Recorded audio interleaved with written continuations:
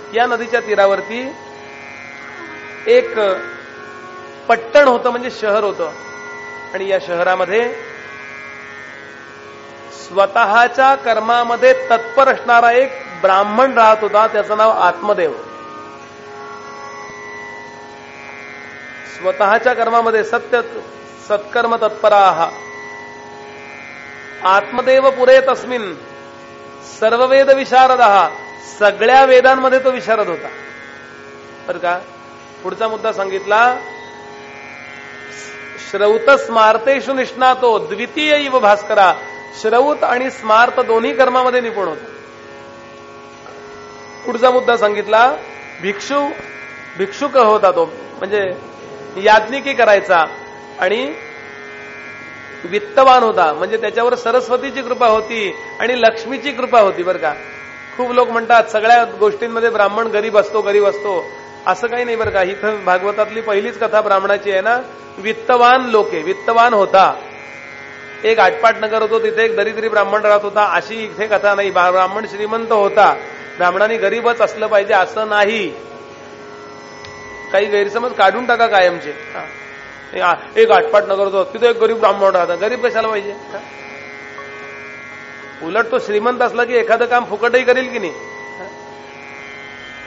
ठिकाणी मला म्हटलं, बुवा बघा हल्ली ब्राह्मणांजवळ मोबाईल झालेत. मग काय म्हटलं, त्यांना संपर्क कसा करायचा. तुझे वडील म्हटलं अचानक गेले, मग काय चालत चालत जाईपर्यंत तू जायची वेळ येईल तिथं. ब्राह्मणाजवळ मोबाईल नको, त्याच्याजवळ गाडी नको.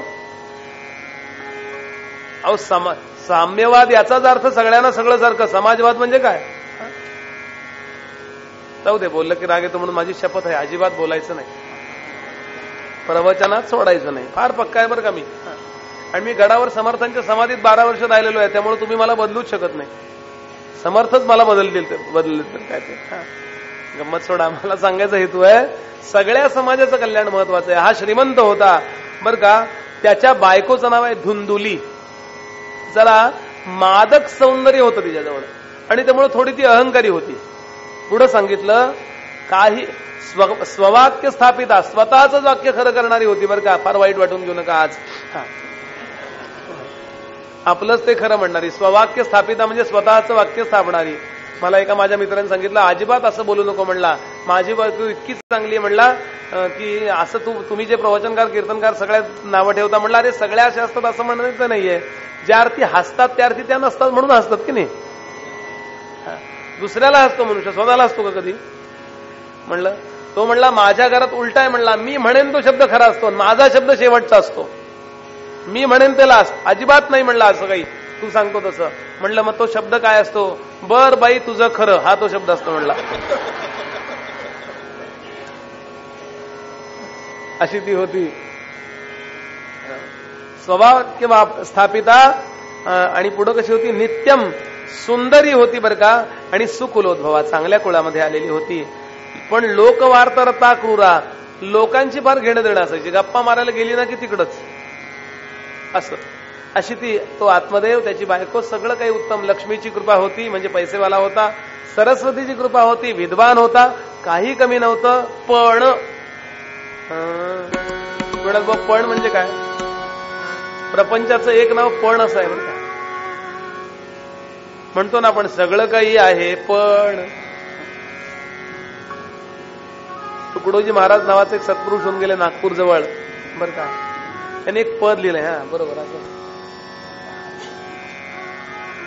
ते म्हणाले, देवा सगळं सगळ्यांना का देत नाहीस रे. प्रपंचाची व्याख्याच आहे बरं काही. कुणा हे दे कुणा ते दे, कुणा हे दे कुणा ते दे, कुणा हे दे कुणा ते दे, कुणा हे दे कुणा ते दे, कुणा हे दे.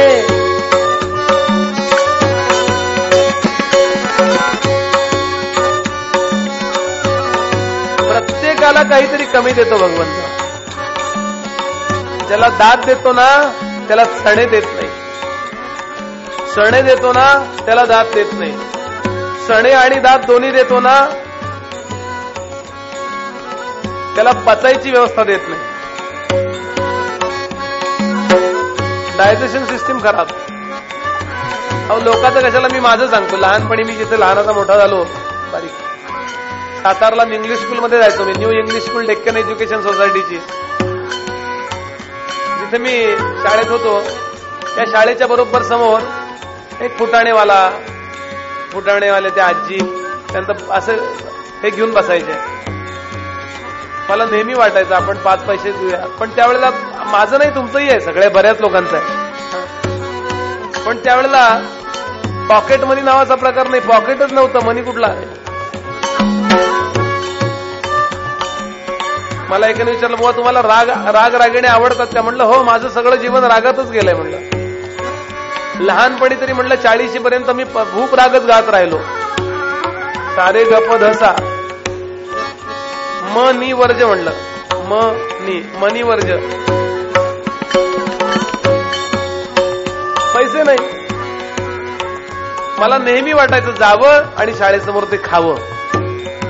आता देवानी पैसे दिले, बऱ्यापैकी दिली परिस्थिती, पण आता जर मी रस्त्यात खात उभा राहिलो असा बुवा, तर कसं वाटेल? आणि आता मला कळायला लागलं की बाहेरचं खाऊ नये. जेव्हा खायची इच्छा होती तेव्हा पैसे नव्हते. आज खाऊ शकतो पण मी खायचं नाही हे मला माहिती झालंय, म्हणजे खाणं नाहीच परत. असं प्रत्येकाचं आहे हो.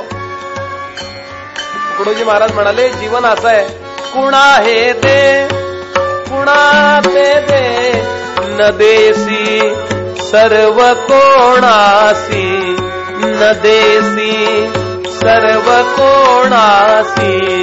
प्रभो हा खेळ दुनियेचा कशाला सांग केलासी.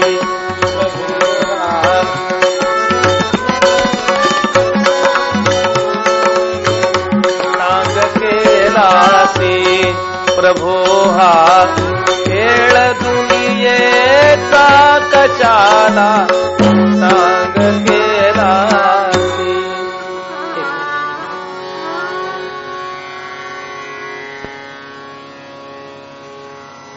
अपत्य नाही हो त्याला. सगळं काही उत्तम, पत्नी उत्तम होती, संपत्ती व्यवस्थित होती, विद्वान होता, लोकांच्यात सन्मान होता, पण अपत्य नाही. आणि अपत्य नाही याचं इतकं वाईट वाटलं की एक दिवस तो आत्महत्येला निघून गेला. एखाद वेळेस एखादं दुःख इतकं मोठं होतं ना, रोज असतं, पण त्या दिवशी आत्महत्या करावी वाटते माणसाला. नको हे सगळं, काही नको. असं काही वेळा होऊ शकतं, म्हणजे थोडा काळ असतो तो. हा निघाला, दगड बिगड बांधला, उडी मारणार तळ्यामध्ये, गावाच्या बाहेर जंगलात कुठं. इतक्यात त्यांनी पाहिलं एक साधू होता तिथे, यती होता, संन्यासी, आणि तो ओंजळीनी पाणी पित होता. त्या स्वतःच्या ओंजळीनी पाणी पित होता त्या तलावातलं. काही नव्हतं त्याच्याजवळ. यती खरा संन्यासी होता बरं का, खरा, अगदी वैराग्य संपन्न आहे, एकदम मस्त. एकाने विचारलं, बुवा तो स्वतःच्या हाताने स्वतःच्या ओंजळीनी पाणी पित होता साधू? अरे म्हणलं त्यालाच साधू म्हणतात जो दुसऱ्याच्या ओंजळीने पाणी पित नाही. कळलं का? कशामधला शरण नाही, मस्तपैकी. इतक्यात त्यांनी पाहिलं हा माणूस मरायला आलाय. त्याला विचारलं, इकडे दगड बांधतोयस, मरतोयस, काय कारण आहे? तुकोबांचा अभंग आहे, मरण जो मागे तो गाढवाचा बाप. जो मरणाची अपेक्षा करतो ना, तो गाढव नव्हे, गाढवाचा बाप आहे म्हणला. का? देह चांगला असताना लेको मस्त सगळे विषय उपभोगले, आणि म्हातारा झाल्यावर माणसं म्हणतात ना, देवा ने आता काय लेखा, अजिबात तुला नेणार नाही म्हणले. म्हणून खरे जर देवाचे भक्त असाल ना, तर जीवनात हे वाक्य कधी बोलू नका. वेदना झाल्या ना तर म्हणावं, देवा मला सहन होत नाही रे, एवढी सहन करायची शक्ती देशील. याच्याशी अटॅचमेंट वाढू द्या. जीवनात नकारात्मक विचाराला कधी ठिकाण देऊ नका. कुठला नकारात्मक. आणि तुकोबांचा अभंग आहे, मला खूप वेळा वाटतं की या शेतकरी मंडळींनी कथा कीर्तनाला यायला पाहिजे हो. अरे खूप मोठं जीवन पडलंय, काय वाटेल ते करता येईल, वाटेल ते. पृथ्वी जिंकू शकतो आपण जर आतली व्यवस्था जर आपण विकसित केली इथली. म्हणून नकारात्मक विचार नकोच. एवढ्यानी जरा मार्क कमी पडले की मुलं आत्महत्या करतात. मध्यंतरी किती केस झाल्यात अशा. ती मुलगी 7वी 8वी अमक्यातल्या 12वीतली मुलगी 10वीतली मुलगी आणि आत्महत्या करून टाकली त्या पोरीनं. काय असेल निकाल म्हणून टेन्शन मध्ये. आणि नंतर कळलं तिला भरपूर मार्क होते, 74% मार्क होते. पेपरला आलं होतं बघा. काय सांगण्याचा भाव असा, मी एवढ्याकरता सांगतोय, नापास झालं तर काय बिघडतंय. सचिन तेंडुलकर 10वीत नापास झाला माहिती आपल्याला, आणि त्यानंतर 10 वर्षांनी 10वीला धडा होता सचिन तेंडुलकरचा. काय 10वी पास होणं नापास होणं हे काय पण विशेष आहे असं नव्हे. सांगण्याचा हेतू असा ना, कसला आत्महत्या करतो इकडे म्हणले, दगड सोड, काय दुःख आहे तुला. खूप मोठे त्यांनी यादी केली आहे की मी झाड लावलं तर जगत नाही, गाय एखादी दुसरीकडं हे होते गर्भवती राहते, पण इकडं माझ्याकडे आणल्यानंतर म्हणलं ती गाभण राहत नाही, माझ्या दारात आली किती वांस होते, माझ्या बायकोला. आणि त्यात बरंच तिने यादी मोठी सांगितली. मला अपत्य नाहीये. ते म्हणाले बस माझ्यासमोर, मी तुला अपत्य होईल का सांगतो, मला सगळे ज्योतिष माहिती आहे बरं का. आणि त्यांनी त्याच्या कपाळाकडे पाहिलं. आपल्या कपाळावर म्हणे एका विशिष्ट भाषेमध्ये लिहिलेलं असतं सगळं, आणि आपल्याला ते कधीच दिसत नाही. आपल्याला कधीच दिसत नाही बरं का. आरशात दिसतं पण उलट दिसतं, म्हणून वाचता येत नाही. पण दुसऱ्याला दिसू शकतं, त्याला वाचता येतं ना, तो आपल्याला भेटत नाही. असा भेटला याला, आणि ते म्हणले बस बघ, आणि त्याचे कपाळ पाहिलं. ते म्हणले हे बघ, तू अपत्याचा विषय होता ना तुझा, अपत्याचा, आणि अपत्य नाही म्हणून आत्महत्या करणार आहेस ना तू, इथून पुढे 7 जन्म तुला आत्महत्या करावी लागेल. 7 जन्म. कारण आत्ताच नव्हे, इथून पुढे 7 जन्म तुला अपत्य होणार नाहीये. दर जन्मी आत्महत्या करणार का तू? नाही. एखादा मनुष्य मेला तर रडावं, पण रोज मरणाऱ्याला कोण रडतं का? म्हण आहे की नाही, रोज मरे त्याला कसले आत्महत्या करतो. अरे अपत्य होणं हे काही भाग्याचं लक्षण नाहीये, ते निसर्गाचं लक्षण आहे फक्त. कुत्र्यालाही पोरं होतात, डुकरालाही पोरं होतात, म्हणजे काय त्यांना सद्गती मिळते का? गैरसमजातनं बाहेर ये. जे मंत्र आलेत ना ते चांगली प्रजा निर्माण करण्याकरता आलेले आहेत, त्यात इतका अडकू नको. अरे केवळ वडला आपल्या मुलांनी आपल्याला पिंडदान केलं की आपल्याला सद्गती मिळते असं नाहीये रे. आपण आपल्या वडिलांकरता करावं बरोबर आहे, पण मुलांनी पिंडदान करावं मग मला सद्गती मिळेल, हा केवढा उधारपणा झाला. इतकं सोपं असतं सद्गतीला पिंड, तर ऋषीमुनींनी एवढी साधनं कशाला केली असती. सोडून दे, संन्यास घे, मस्तपैकी आत्मज्ञानाचा प्रयत्न कर, बस झालंय सगळं. यानं त्यांचे पाय घट्ट धरले. जर तुम्ही वाचू शकता तर तुम्ही बदलूही शकता. ज्या अर्थी तुम्हाला हे कळते त्या अर्थी उपायही माहिती आहे. आता तुम्ही मला काहीतरी फळ वगैरे द्या, नाहीतर मी आत्महत्या करतो. लक्षात घ्या, साधू लोक प्रापंचिकांच्या भानगडीत का पडत नाहीत त्याचं कारण हे आहे बरं का. का नाही भानगडीत पडत? पण आपली मागणीच संपत नाही हो. कधी मागणी संपणे हा प्रकारच नाही. सारखं काहीतरी मागणी आहेच आहे. मला सुंदरा अंगना लेकरे दे, मला हत्ती घोडे न मोटारही दे, मला सर्व दे सर्व काही, पण असे भक्त केव्हाही म्हणणार नाही.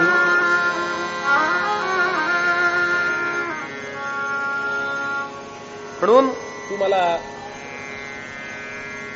एक गोष्ट सांगतो तुला की तू हे काही मागू नकोस. पण तो म्हणाला ते काही नाही, मला पाहिजे, मला तुम्ही काहीतरी फळ द्या नाही तर मी आत्महत्या करतो. ठीक आहे म्हणाले. त्या साधू महाराजांनी आपल्या झोळीतलं एक फळ काढलं आणि ते फळ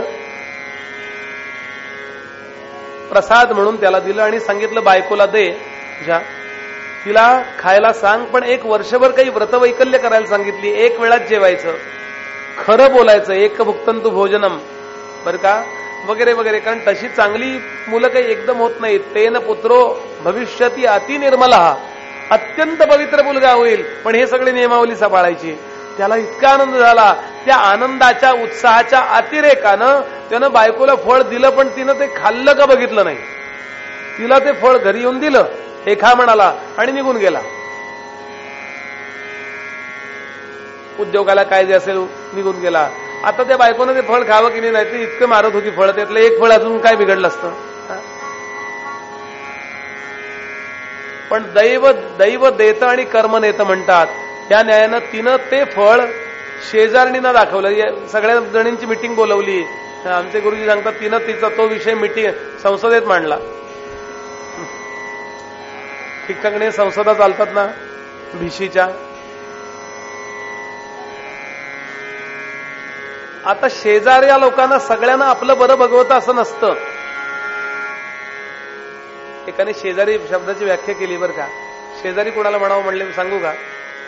कुणाला म्हणावं शेजारी? आपल्या जवळ राहतात ते नाही, मग वरती राहतात ते नाही, मग कुणाला शेजारी म्हणावं? आपल्या घरातलं आपल्याला जे माहिती नसतं ते ज्याला माहिती असतं त्याला शेजारी म्हणतात म्हटले. त्या लोकांनी सांगितलं अजिबात खाऊ नको. नवसे होय पुत्र प्राप्ती तरी कासया करणे लागे पती. नवसानी पुत्र प्राप्ती होत असती तर पतीची गरज काय? तुकोबांचा अभंग आहे तो, वेगळ्या संदर्भानं आहे. पण अशा अर्थाचं त्या सगळ्यांनी सांगितलं. म्हणले मग करू काय? दारातल्या गाईला घालून टाक. म्हणून गोठ्यातल्या गाईला तिनं ते फळ घालून टाकलं. तिनं पटकन खाल्लं बरं का. पशूंना जेवढी असते ना, सगळं बोलायला पाहिजे असं नाही, काही उद्गारवाचक चिन्ह पुरे. तिनं पटकन खाल्लं. आता हा नवरा रोज विचारे काय ग काही वाटतंय? याला कॉन्फिडन्स होता त्या साधूनं फळ दिलं म्हणजे काहीतरी त्यात असणार आहे. आता हिला कटकटच झाली हो. रोज जर विचारायला लागला मनुष्य काय हो काय हो काय हो कसं व्हायचं, खूप कटकट झाली. मग तिनं काय केलं? तिनं खोटच सांगितलं हो वाटतंय. हो वाटतंय म्हणल्यावर तो म्हणला मग आता डोहाळ जेवण करायला पाहिजेत. कधीपासून वाटतंय? ती म्हणाली 3 महिने झाले. मग त्यानं ते सगळे संस्कार केले तिच्यावर. 3ऱ्या महिन्यात 6व्या महिन्यात 8व्या महिन्यात असे काही संस्कार सांगितले. ते संस्कार केले आणि तिची डोहाळ जेवण केली बरं का. नौकेतलं डोहाळ जेवण वेगळं, आवळी खालचं जेवण डोहाळ जेवण वेगळं. आणि स्वतः आता तू जास्त हालचाल करू नको, मी स्वतः स्वयंपाक करून वाढतो. इतकं गोड धोड करून तिला जेवायला वाढलं. आता आत काहीच नव्हतं त्यामुळे तिची तब्येत एकदमच सुटली. डोहाळ जेवण तिला इतकी मानवली सगळी. बरं हा विचार करतो पोट कसं काय? पण तिनं चिंध्या वगैरे काहीतरी पोटाला बांधलं म्हणे. बरंच काही काही आहे, मी थोडक्यात सांगतोय आपल्याला. आणि तिनं एक दिवस अमावस्येला एक गोष्ट घडली. नुकतीच एक गोष्ट घडली होती. तिची गावातच राहणारी एक सख्खी बहीण होती. त्या बहिणीला 12वा मुलगा होणार होता. मुलगा म्हणजे अपत्य होणार होता. ती म्हणली आमच्याकडे टीम तयार आहे IPLची. नको झालंय हो. खायला कळणार बर का, दरवर्षी पाळणा आणि गळ्यात झोळणा भिकेचा, अशी म्हण आहे. तशी यांची अवस्था होती. मग ही म्हणली असं करता येईल का? तुला जे काय आपत्ती होईल ते मला आणून दे रात्रीच्या रात्री गुपचूप, चालेल? आणि त्याबद्दल मी तुला धन देते. ती म्हणली बरंच झालं, फार बरं झालं म्हणली. आणि तिनं तसं केलं. अमावस्येला झालेलं पोरग तिनं सांगितलं गुढीपाडव्याला झालं आणि आणून दिलं. त्यांनी पत्रिका मांडली. वा वा म्हणे चांगला आहे मुलगा. मग याचं नाव काय करायचं ठेवायचं? आता वडिलांचं नाव मुलीच बऱ्याचदा सेम असतात बघा नाव. बायकोचं नाव तर धुंदुली, मुलाचं नाव ठेवलं धुंदुकारी, नाही का? सेम नावं ठेवतात बघा हल्ली. नारायण, निलेश, नीता, नाही का? असे म्हणजे पद्धत आहे. एक एक सेम टू सेम नावं ठेवायची म्हणून ठेवली नावं आणि आनंद झाला. पण या मुलाची अवस्था काय झाली याचं वर्णन केलंय.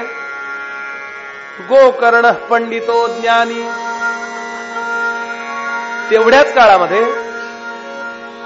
असं म्हणतात जसं बाईचं तसं गाईचं. तेवढ्याच काळामध्ये हा मुलगा जरा लवकर झाला, काय 8 महिन्याचा असतानाच आणून दिला असं म्हणा. 1 महिना अजून गेला. 9 महिने आणि 9 दिवस गाईचे पूर्ण झाले आणि तिला चक्क माणसासारखा मुलगा झाला. माणूस असतो तसा, माणसाचं बाळ कसं असतं तसा, फक्त त्याचे कान होते ना ते गायीसारखे होते. गोकर्ण नाव ठेवलं त्याचं. धुंदुलीला धुंदुकारी झाला असं म्हणायचं. तो बहिणीचा होता, तिचा नव्हता. आणि गायीला गोकर्ण झाला. आता लोक दर्शनाला यायला लागले, काय भाग्य म्हणे याचं. याची पत्नी पण पुत्राला प्रसविती झाली आणि गायीनं पण, वा रे वा चमत्कार म्हणे, याच्यावर विशेष कृपा आहे. आणि म्हणून लोकांनी आनंदानं अगदी भरपूर हे आणून दिल्या, भेटवस्तू आणून दिल्या आणि दोघांचं बारसं केलं. एकाचं नाव ठेवलं गोकर्ण, गायीपासून झालेल्याचा, आणि याचं नाव ठेवलं धुंदुकारी. गोकर्ण कसा झाला, मोठा झाला तसा. गोकर्ण पंडितो ज्ञानी, पंडित झाला, ज्ञानी झाला. आणि हा धुंदुकारी महाखलहा, तो त्यांचा नव्हताच हो, दुष्ट झाला. त्याला आवडायचं काय, आंघोळ न करणे हे आवडायचं. स्नान शौचक्रिया हिनो दुर्भक्षी, नको ते खायचा. क्रोध संयुता, कायम तापलेला. आपल्या मित्रांना, मित्र नव्हतेच कुणी, पण कुणी खेळताना विहिरीत ढकल, सारख्या तक्रारी, आमच्या मुलाला विहिरीत ढकललं, आमच्या मुलाला विहिरीत ढकललं, आमच्या मुलाला त्यांनी मारलं, अमुक केलं तमुक केलं, अशा रोज तक्रारी बर का. आणि मोठा झाल्यावर तक्रारी बदलल्या, मुलाला नाही विहिरीत ढकललं, मुलीला विहिरीत ढकलला. अशा तक्रारी. घाणेरडं बघायला लागला. त्याची आवडती विषय काय होता माहितीये, कुत्र्याचं मांस खाणे. चांडाळांच्या जवळ जाऊन असं ते गरम करतात मी खातात, ते मांस खाणे. हे चांडाळाचं लक्षण आहे बरं का, अगदी नीच पातळीचं लक्षण. आणि हे त्याला आवडायचं. आणि पुढं पुढं तो अभक्ष भक्षण तर करतच होता, पण त्यातल्या त्यात घाणेरड्यातलं घाणेरडं खायचा. आणि अपेय पानही करायला लागला, म्हणजे दारू प्यायला लागला. आणि त्यानंतर वारांगणांकडे जायला लागला. काय बापाला झालं असेल कल्पना करावं. अतिशय वेदना वडिलांना व्हायच्या, खूप वाईट वाटायचं.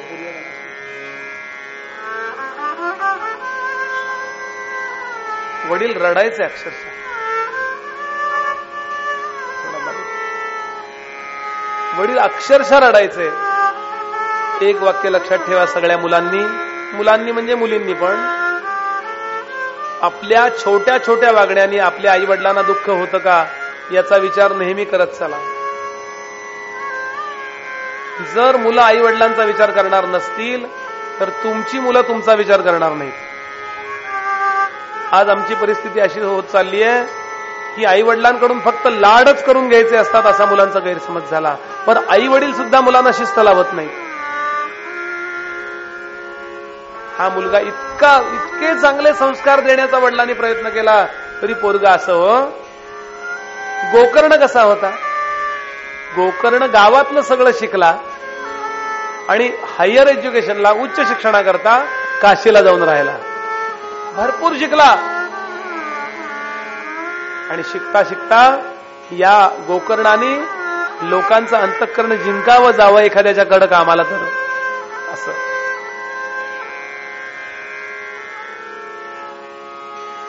एकदा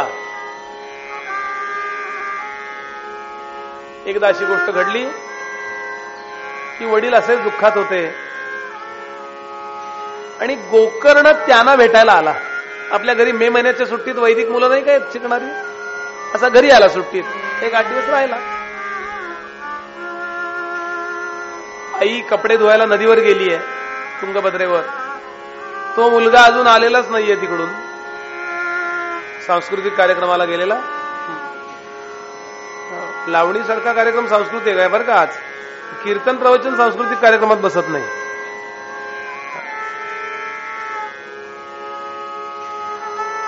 असा तो त्यावेळेला आत्मदेवानं म्हातारा झाला होता, आता 70चा झाला होता. त्यानं आपल्या 20-22 वर्षाच्या मुलाच्या पायावर डोकं ठेवलं गोकर्णाच्या आणि प्रार्थना केली, बाळा मी असा दुःखी आहे रे. माझा मुलगा दारू पितो, माझा मुलगा अभक्ष भक्षण करतो, माझा मुलगा वारांगण खून सुद्धा करतो, मागं पुढे बघत नाही, वाईट वागतो रे. काय मी कमी पडलो सांग माझ्या मुलाच्या परवरिशमध्ये, संस्कार देण्यामध्ये, तू सांग. आणि रडायला लागला ओक्साबोक्षी. आपल्या वडिलांच्या डोळ्यातलं पाणी गोकर्णाला सहन होईना. त्यानं उलटा नमस्कार केला, बाबा किती ज्ञानी होतात तुम्ही. तरुणपणी तुम्ही बोलायचात, आम्ही ऐकत राहायचो, किती आम्हाला आनंद व्हायचा. ते तुमचं ज्ञान कुठं गेलं. तो म्हणाला, नाही रे बाळा, मी व्यवसाय म्हणून बोलायचो, मला ते कळलं म्हणून मी बोलत नव्हतो.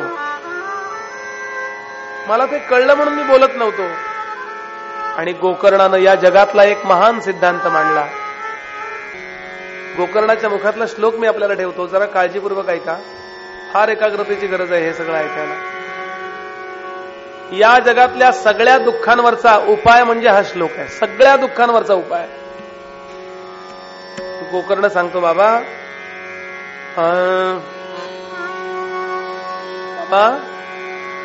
तुमच्या दुःखाचं कारण तुमचा मुलगा दारू पितो हे नाहीये. तुमच्या दुःखाचं कारण तुमचा मुलगा वारांगणेकडे जातो हे नाहीये. तुमच्या दुःखाचं कारण तुमचा मुलगा अभक्षभक्षण करतो, मांस खातो हे नाहीये. वडील म्हणाले, रे तेच सांगतो ना मी तुला, तेच माझं दुःख आहे. नाही बाबा, मी तुम्हाला सिद्धांत सांगतोय, नीट ऐका. मग म्हणाले, मग माझं दुःख काय आहे? माझा मुलगा धुंदुकारी असा असा हे माझं दुःख आहे. बाबा, तुमचा मुलगा दारू पितो, तुमचा मुलगा मद्य पितो, तुमचा मुलगा अभक्षभक्षण करतो, नको तिथं जातो, हे तुमचं दुःख नाहीये.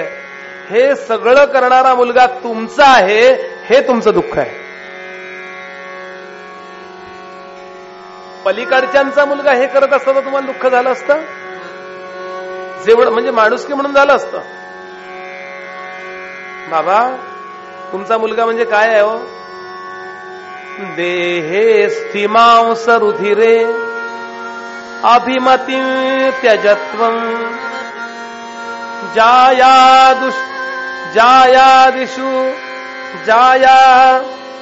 सुतादिषु सदा ममतां विमुञ्च पश्यानिशं जगदिदं क्षणभंगनिष्ठं वैराग्यरागरसिको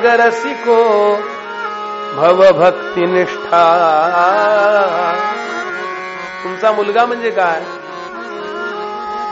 एक हाडांचा सापळा, त्या हाडांच्या मध्ये मध्ये मध्ये मध्ये सगळं मांस भरलेलं, त्याच्या व्यवहार चालावा म्हणून रक्त वाहून नेणाऱ्या रक्तवाहिन्या आणि रक्त वाहत आहे त्यात, आणि हे सगळं पडून जाऊ नये म्हणून एका त्वचारूपी गाठोड्यामध्ये बांधलेलं.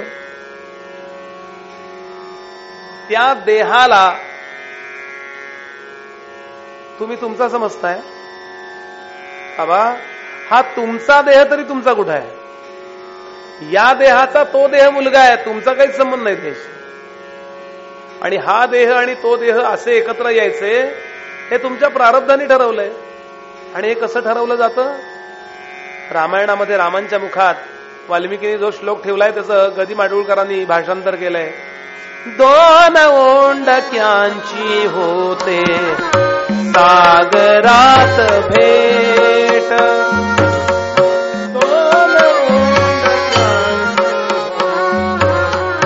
सागरात एक लाट तोडी दोघा पुन्हा नाही गाठ. क्षणिक तेवी आहे बाळा मेळ माणसांचा, क्षणिक तेवी आहे बाळा मेळ माणसांचा. पराधीन आहे जगती पुत्र मानवाचा, दोष ना कुणाचा. बाबा, जीवनाच्या महासागरामध्ये प्रारब्धाची एखादी लाट येते आणि दोघं जण एकत्र येतात. जसे दोन लोणके यावेत, दोन लाकडं यावीत, आणि थोडा वेळ त्या ओंडक्यांचा लाकडांचा प्रवास त्या लाटेबरोबर असा असा असा चालतो. दुसरी एखादी लाट येते आणि जीवनाच्या महासागरामध्ये